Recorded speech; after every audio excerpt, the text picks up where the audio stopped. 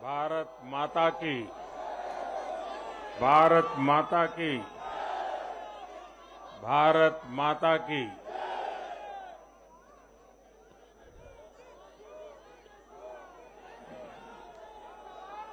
Bharatiya Janata party के राष्ट्रीय अध्यक्ष श्रीमान जेपी नड्डा जी, हमारे वरिष्ठ साथी श्री राजनाथ जी, श्री अमित भाई,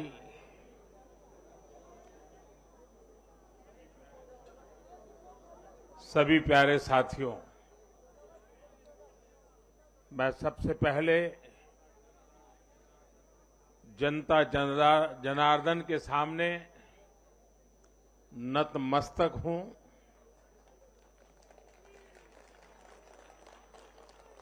जनता जनार्दन का आशीर्वाद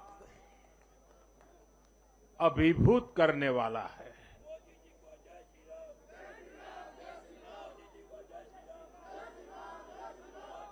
श्रीमान जेपी नड्डा जी के नेतृत्व में भारतीय जनता पार्टी के कार्यकर्ताओं ने जो परिश्रम किया है, उसकी खुशबू आज हम चारों तरफ अनुभव कर रहे हैं।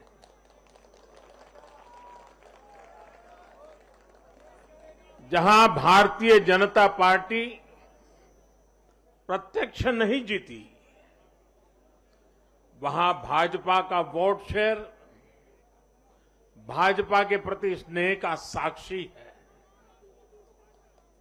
मैं गुजरात और हिमाचल और दिल्ली और जनता का बहुत विनम्र भाव से आभार व्यक्त करता हूं। भाजपा के प्रति ये स्नेह देश के अलग अलग राज्यों के उपचुनाव में भी दिख रहा है। यूपी के रामपुर में भाजपा को जीत हासिल हुई है।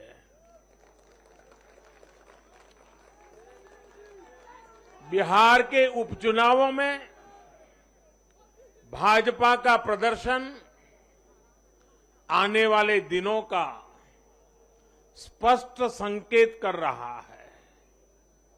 मैं आज चुनाव आयोग का भी अभिनंदन करता हूं, उनका आभार व्यक्त करता हूं। और ये चुनाव के दरमियान एक बहुत बड़ी बात जिसकी चर्चा होनी चाहिए थी, जहां तक मेरी जानकारी है, एक भी पोलिंग बूथ में रीपोलिंग करवाने की नौबत नहीं आई है।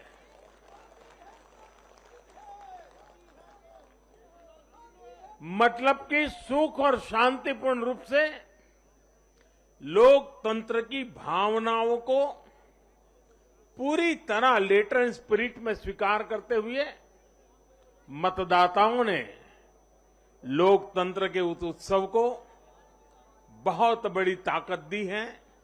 और इसके लिए भी चुनाव आयोग अभिनंदन का अधिकारी है। इस चुनाव में हिस्सा लेने वाले हर राजनीतिक कार्यकर्ता को, हर दल को भी मैं साधुवाद देता हूं। साथियों, आज मैं हिमाचल के हर मतदाता का भी बहुत बहुत आभारी हूं। जैसे अभी नड्डा जी बता रहे थे, हिमाचल के चुनाव में 1% से भी कम अंतर से ये हार जीत का फैसला हुआ है। 1% से भी कम। इतना कम अंतर से हिमाचल में कभी नतीजे नहीं आए हैं। हिमाचल में हर 5 वर्ष में सरकारें बदली हैं, लेकिन हर में जब बदलाव हुआ है, कभी 5%, कभी 6%, कभी 7%। जीतने वाले और हार वाले के बीच में अंतर रहा है। इस बार 1% से भी कम। इसका मतलब है कि जनता ने भी भारतीय जनता पार्टी को विजय बनाने के लिए भरसक प्रयास किया है।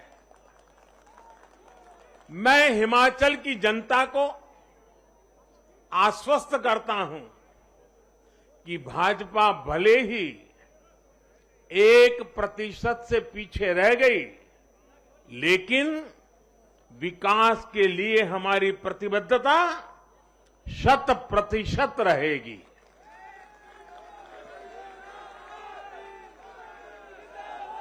हिमाचल से जुड़े हर विषय को हम पूरी मजबूती से उठाएंगे और केंद्र सरकार के द्वारा हिमाचल की प्रगति का जो उसका हक है, उसमें भी कभी हम कमी नहीं आने देंगे।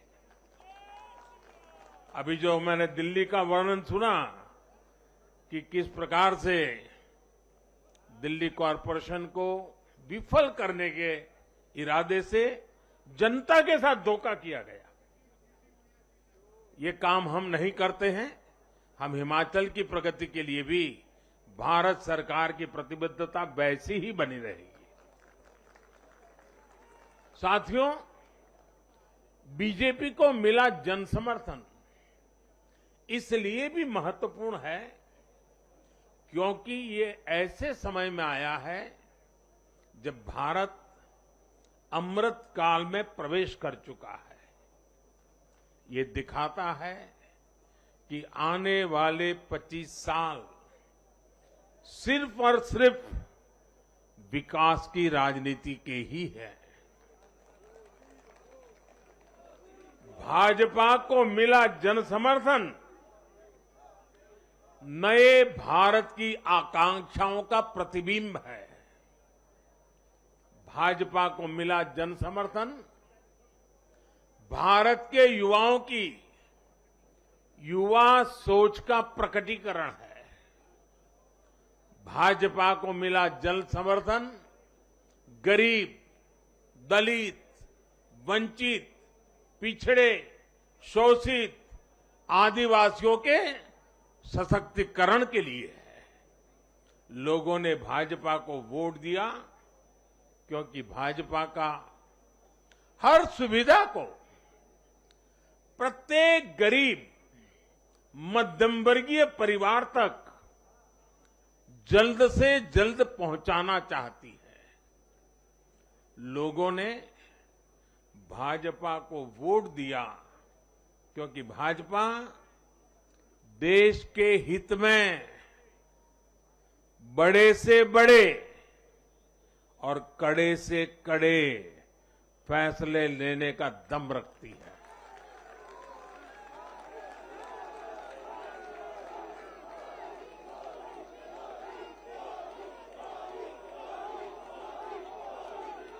भाजपा का बढ़ता जन समर्थन ये दिखाता है कि परिवारवाद और भ्रष्टाचार के खिलाफ जन आक्रोश लगातार बढ़ रहा है। और मैं इस बात को स्वस्थ लोकतंत्र के लिए एक शुभ संकेत के रूप में देखता हूं। और साथियों, इस बार वाकई गुजरात ने तो कमाल ही कर दिया है।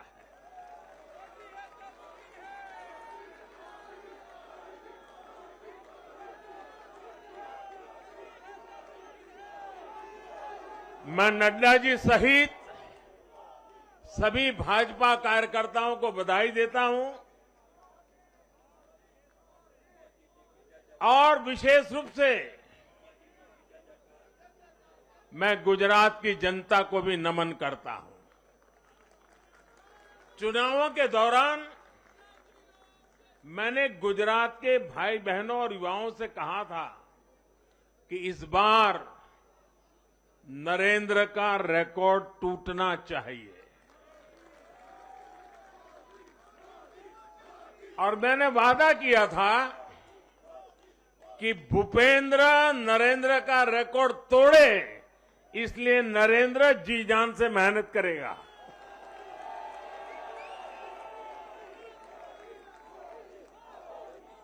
और गुजरात की जनता ने तो रिकॉर्ड तोड़ने में भी रिकॉर्ड कर दिया। उसने गुजरात की स्थापना से लेकर के अब तक सारे रिकॉर्ड तोड़ दिए। गुजरात के इतिहास का सबसे प्रचंड जनादेश भाजपा को देकर गुजरात के लोगों ने नया इतिहास बना दिया है।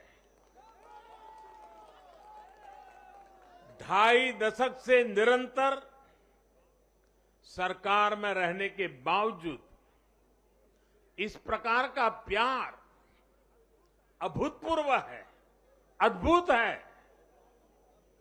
लोगों ने जाति, वर्ग, समुदाय और हर तरह के विभाजन से ऊपर उठकर भाजपा को वोट दिया है। भारतीय जनता पार्टी गुजरात के हर घर का हिस्सा है, गुजरात के हर परिवार का हिस्सा है।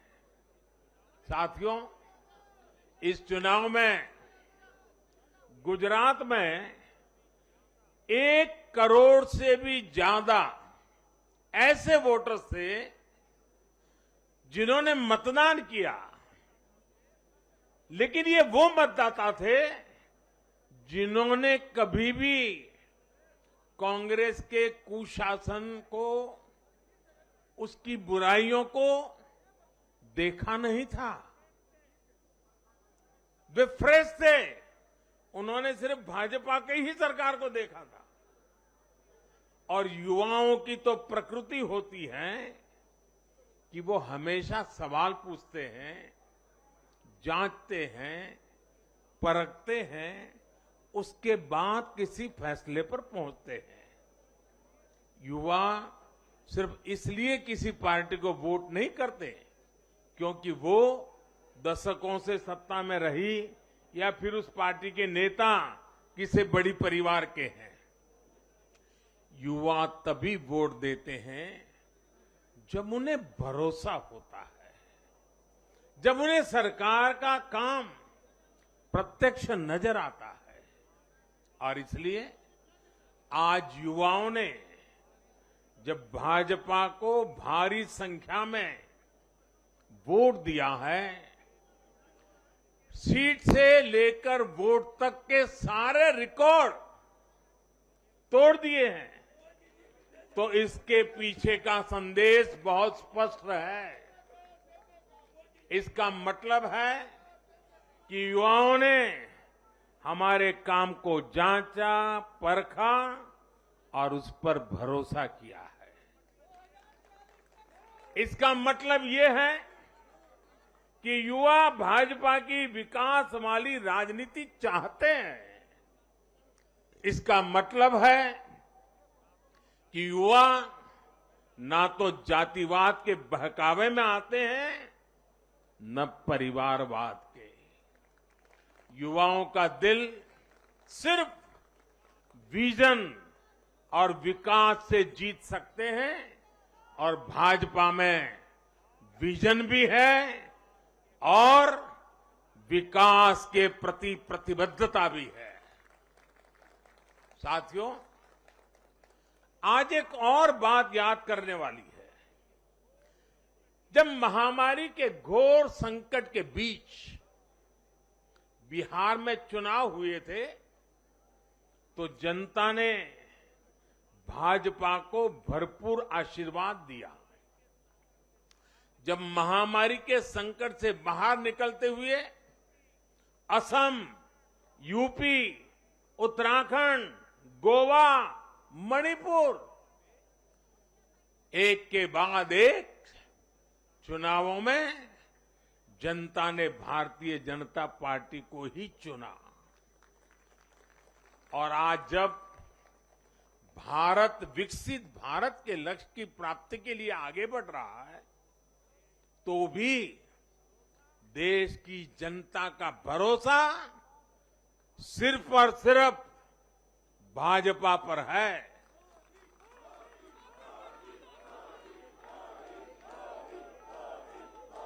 मैं बड़े बड़े एक्सपर्ट्स को भी ये याद दिलाना चाहता हूं कि गुजरात के इस चुनाव में भाजपा का आह्वान था विकसित गुजरात से विकसित भारत का निर्माण। गुजरात के नतीजों ने सिद्ध किया है कि सामान्य मानवी में विकसित भारत के लिए कितनी प्रबल आकांक्षा है। संदेश साफ है, जब देश के सामने कोई चुनौती होती है तो देश की जनता का भरोसा भाजपा पर होता है। जब देश पर कोई संकट आता है तो देश की जनता का भरोसा भाजपा पर होता है। जब देश बड़े लक्ष्य तय करता है तो उनकी प्राप्ति के लिए देशवासियों का भरोसा भाजपा पर होता है।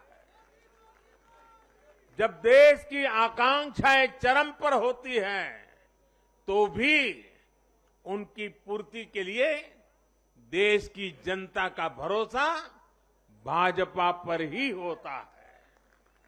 साथियों, भाजपा के आज हम जहां पहुंचे हैं, राज्यों में हो, स्थानीय स्वराज्य की निकायों में हो या केंद्र में हो,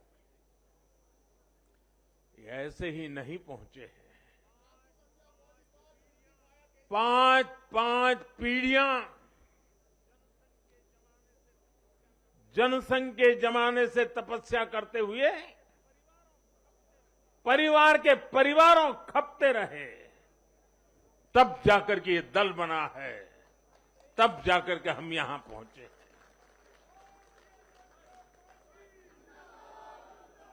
भाजपा के लिए लाखों समर्पित कार्यकर्ताओं ने अपना जीवन खपा दिया है।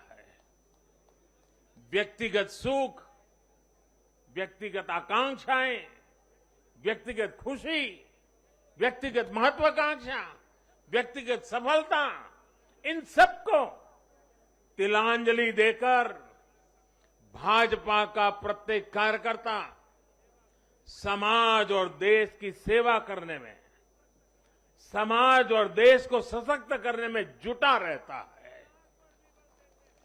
हम विचार पर भी बल देते हैं और व्यवस्था को भी सबल बनाते रहते हैं।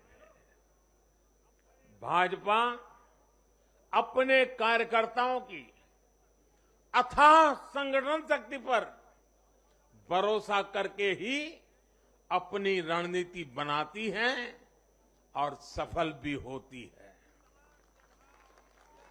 उतार चढ़ाव भाजपा के राजनीतिक जीवन में भी आए हैं, लेकिन हमने आदर्शों और मूल्यों पर अड़िग रहकर दिखाया है।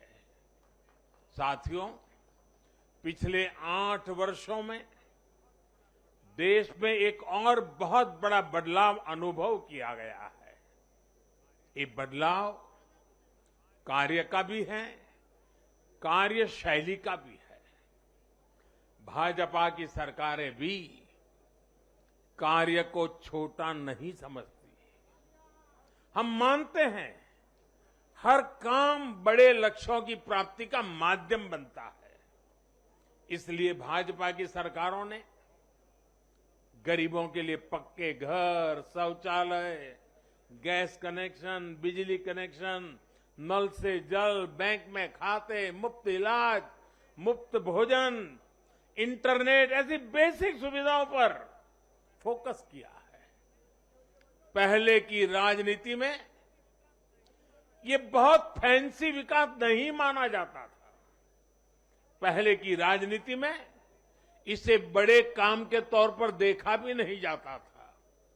इसलिए आज जो भी सरकारी लाभ है वो हर व्यक्ति, हर क्षेत्र, हर वर्ग जो उसका हकदार है उस तक तेजी से पहुंचने के लिए ईमानदारी से प्रयास किया जाता है।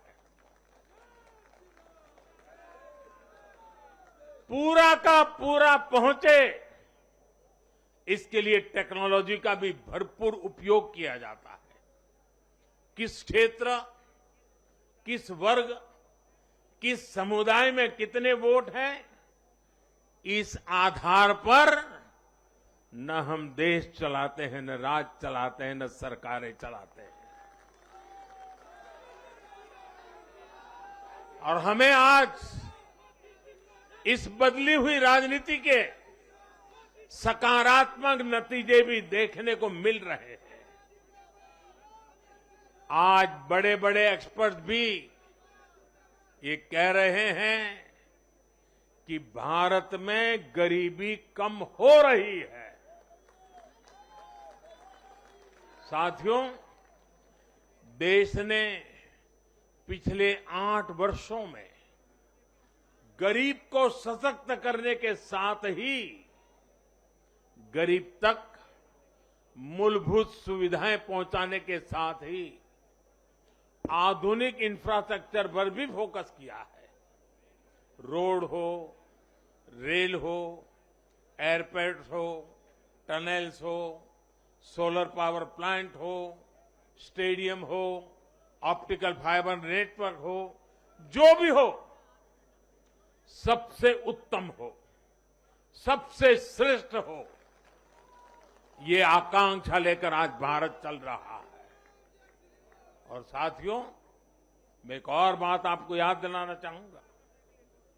हम सिर्फ घोषणा करने के लिए घोषणा नहीं करते, हम राष्ट्र निर्माण के व्यापक मिशन के लिए निकले हुए लोग हैं। इसलिए सिर्फ 5 वर्ष के राजनीतिक नफा नुकसान को देखते हुए हम कोई भी घोषणा नहीं करते। हमारी हर घोषणा के पीछे एक दूरगामी लक्ष्य होता है, एक रोड मैप होता है। ये बात स्पष्ट है कि देश आज शॉर्टकट नहीं चाहता। देश का मतदाता आज इतना जागरूक है कि क्या उसके हित में है, क्या उसके अहित में है, वो अच्छी तरह जानता है। देश का वोटर जानता है कि शॉर्टकट की राजनीति का कितना बड़ा नुकसान देश को उठाना पड़ेगा। आज देश में कोई संशय नहीं कि अगर देश रहेगा, देश समृद्ध होगा, तो सबकी समृद्धि तय है।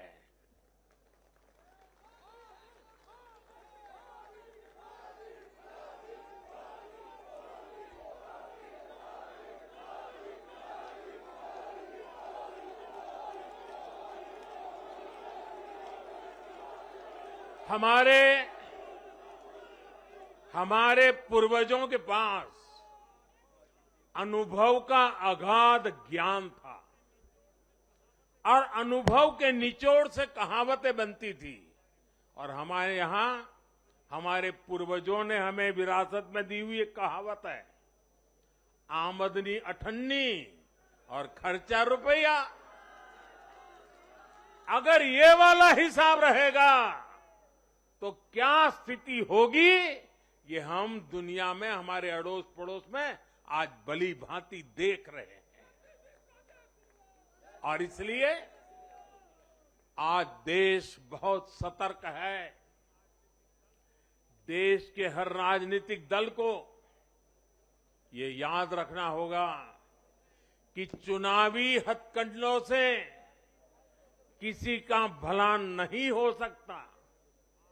साथियों, आज के जनादेश में एक और संदेश है।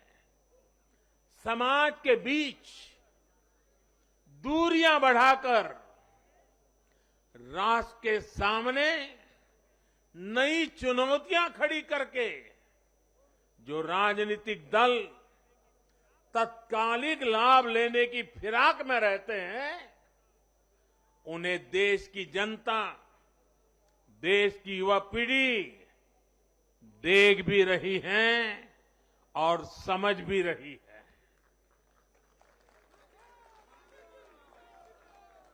भारत का भविष्य फॉल्ट लाइंस को बढ़ा करके नहीं, फॉल्ट लाइंस को गिराकर ही उज्जवल बनेगा। कभी भाषा की दीवार, कभी रहन सहन, कभी क्षेत्र, कभी खान पान, कभी ये वर्ग, कभी वो वर्ग। लड़ने के लिए तो सैकड़ों वजह हो सकती हैं, लेकिन जुड़ने के लिए एक वजह ही काफी है, ये मातृभूमि, ये धरती, ये देश, ये हमारा भारत।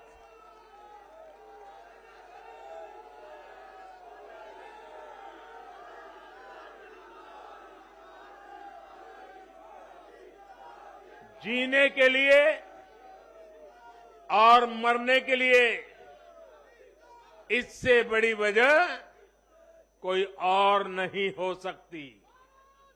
इसलिए हमें देश प्रथम, इंडिया फर्स्ट की भावना के साथ आगे बढ़ना है। साथियों, मुझे खुशी है कि आज भारत के गांव हो या शहर, गरीब हो या मिडिल क्लास, किसान हो या श्रमिक, सभी की पहली पसंद भाजपा है।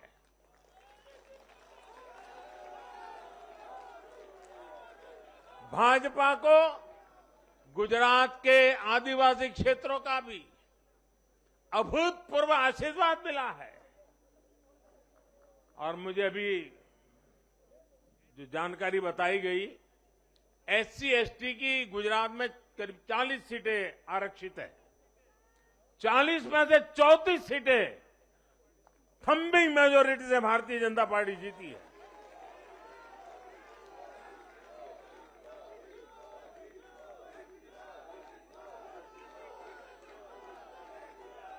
आज आदिवासी भाजपा को अपनी आवाज मान रहे हैं।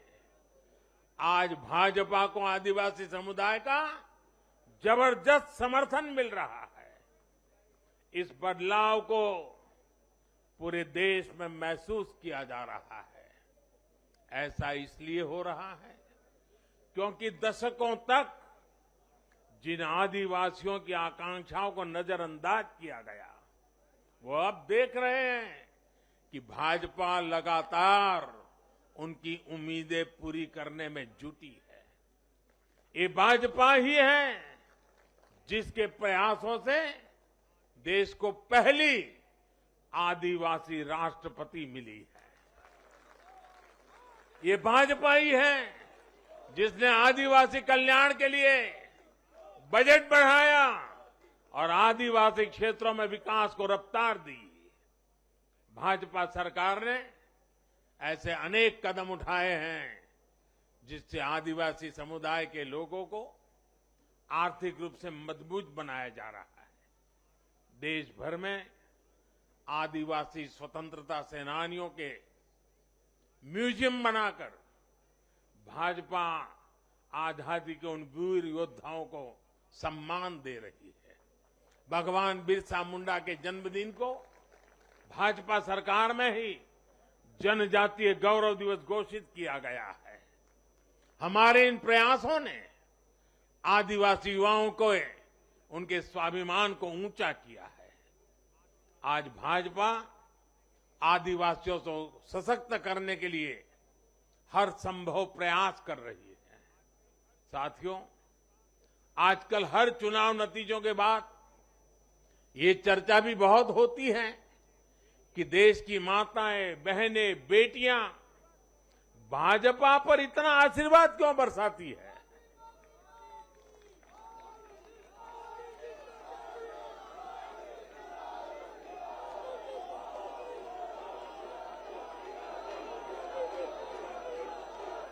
अगर कोई ईमानदारी से आत्मचिंतन करे तो ये पाएगा कि आजादी के बाद से पहली बार आज देश में एक ऐसी सरकार है जो महिलाओं की समस्याएं, उनकी चुनौतियां, उनकी आवश्यकताएं, उनकी आकांक्षाएं, उसे समझने का लगातार प्रयास कर रही है और उसके अनुसार काम की योजना बनाती है।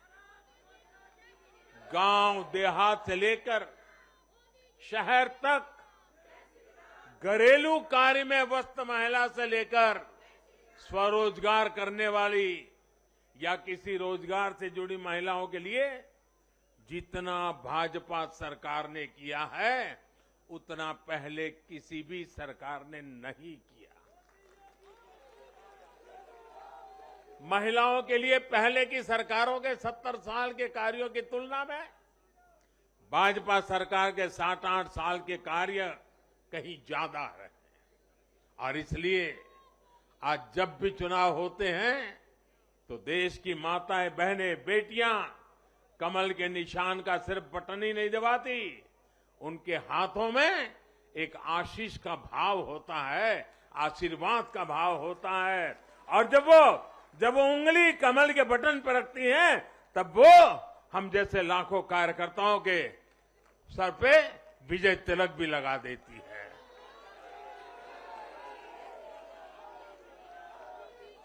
महिलाओं के मुद्दे भाजपा के लिए चुनावी मुद्दे नहीं है, बल्कि भाजपा की हर योजना का वो प्राण तत्व है। महिलाओं का जीवन आसान बनाना हो, महिलाओं को ज्यादा से ज्यादा रोजगार के, स्वरोजगार के अवसर मुहैया कराना हो, ये भाजपा का कमिटमेंट है। मैं इसे अपनी सरकार का सौभाग्य मानता हूं कि हमें महिला सशक्तिकरण के लिए इतना कुछ करने का मौका देश की जनता ने दिया है। साथियों, आने वाला समय देश के लिए, हम सभी के लिए बहुत महत्वपूर्ण है। सबका साथ, सबका विकास, सबका विश्वास और सबका प्रयास, इस भावना पर आगे बढ़ते हुए हमें विकसित भारत के लिए काम करना है। हमें मिलकर एक दूसरे के साथ काम करना है। आइए, नागरिक के रूप में हम विकसित भारत के संकल्प के साथ जुड़े, विकसित भारत के इस अभियान से जुड़े और मैं फिर एक बार देश भर के लाखों कार्यकर्ताओं को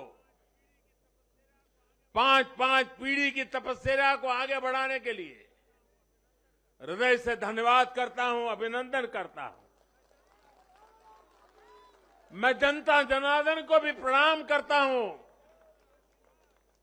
उनके निरंतर आशीर्वाद हमारे लिए नित्य नूतन ऊर्जा बन जाते हैं। ये निरंतर समर्थन हमें सात्विक भाव से, सेवा भाव से, समर्पण भाव से कार्य करने की शक्ति देता है। जब हमें जनता जनार्दन का आशीर्वाद मिलता है तो हमें अधिक परिश्रम करने की प्रेरणा जगती है, अधिक पुरुषार्थ करने का संकल्प जगता है और संकल्पों को सिद्ध करने के लिए जीवन खपा दे करके सिद्धि तक पहुंचाने के लिए हम लगे रहते हैं, क्योंकि जनता जनार्दन, इसे हम ईश्वर का रूप मानते हैं। और यही सामर्थ्य, यही शक्ति एक सेवक के भाव से, सेवा भाव से, समर्पण की अप्रतिम राह को पकड़ते हुए चलते रहना, चलते रहना, चलते रहना, चरैवेति चरैवेति चरैवेति, इसी मंत्र को लेकर के हम चल रहे हैं। भाइयों बहनों, इस चुनाव में अब बहुत लोगों को जानने पहचानने का भी अवसर मिल चुका है। पिछले कुछ चुनावों का एक बड़े कैनवास पर एनालिसिस करना चाहिए। कि जो अपने आप को न्यूट्रल कहते हैं, जिनका न्यूट्रल होना जरूरी होता है, वो कहां खड़े होते हैं, कब कैसे रंग बदलते हैं और कैसे कैसे खेल खेलते हैं, वो अब देश को जान लेना बहुत जरूरी है, बहुत जरूरी है। उत्तराखंड का इतना बड़ा चुनाव हुआ, कितनी जमानतें जब्त हुई, किसकी हुई, कोई चर्चा नहीं। हिमाचल में इतना बड़ा चुनाव हुआ, कितने लोगों की जमानत जब्त हुई, कितने लोगों का बुरा हाल हुआ, कोई चर्चा नहीं। भाइयों बहनों, उन लोगों को भी जानना चाहिए, पहचानना चाहिए कि ये भी ठेकेदार है।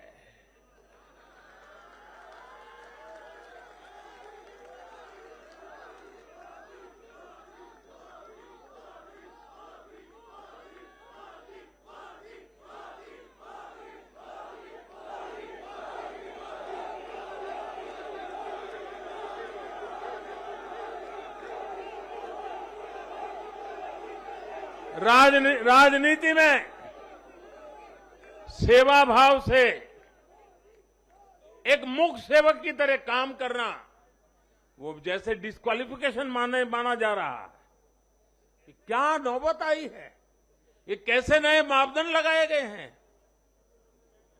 अब देखिए, मुझे खुशी हो रही है कि हमारे गुजरात के सीएम भूपेंद्र भाई पटेल करीब करीब 2 लाख वोटों से जीते हैं।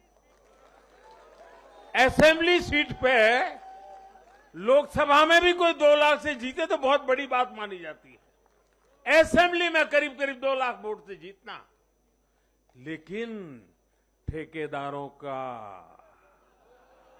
उनका तराजू कुछ और है। और इसलिए भाइयों बहनों, हमें निरंतर विपरीत इन जुल्मों के बीच में आगे बढ़ना है। हमें अपनी सहन शक्ति को बढ़ाना है, हमें अपनी समझ शक्ति को बढ़ाना है, और हमें हमारे सेवा भाव का विस्तार भी करना है, हमारे सेवा भाव की गहराई भी बढ़ानी है, और सेवा भाव से ही जीतना है। क्योंकि जो जहां बैठा है वो बदलने वाला नहीं है, उसका इरादा नेक नहीं है जी। और इसलिए हमारी कसौटी है, हर पल हमारी कसौटी है। और मैं तो कभी कभी मानता हूं, और खास करके 2002 के बाद मैं विशेष रूप से मानता हूं, शायद मेरे जीवन का कोई पल ऐसा नहीं गया, कोई कदम ऐसा नहीं रहा जिसकी धज्जियां न उड़ा दी गई हो, जिसकी आलोचना नहीं, धज्जियां उड़ा देना, बाल नोच लेना। लेकिन इसका मुझे बहुत फायदा हुआ, क्योंकि मैं हमेशा सतर्क रहा। हर इस प्रकार की बुरी प्रवृत्ति से कुछ न कुछ सकारात्मक खोजता रहा, खुद में बदलाव लाता रहा, सीखता गया, बढ़ता गया। और जिन लोगों को चारों तरफ से उछालने वाले लोग रहते हैं, कंधे पर बिठा करके नाचने वाले लोग रहते, उनसे सुधरने की भी संभावना नहीं होती है। वो तो जो है वहां से भी बिगड़ेंगे। और इसलिए आलोचनाओं ने भी हमें बहुत सिखाया है। हर आलोचना में से हमारे काम की चीज हमें खोजते रहना है, हमें अपनी शक्ति को बढ़ाते रहना है, और कठोर से कठोर झूठे आरोपों को सहने का सामर्थ्य भी बढ़ाना होगा साथियों, क्योंकि अब जुल्म बढ़ने वाला है। अब मान के चलिए, मुझ पर भी बढ़ने वाला है, आप सब पर भी बढ़ने वाला है, क्योंकि ये सहन नहीं कर पाएंगे, ये पचा नहीं पाएंगे।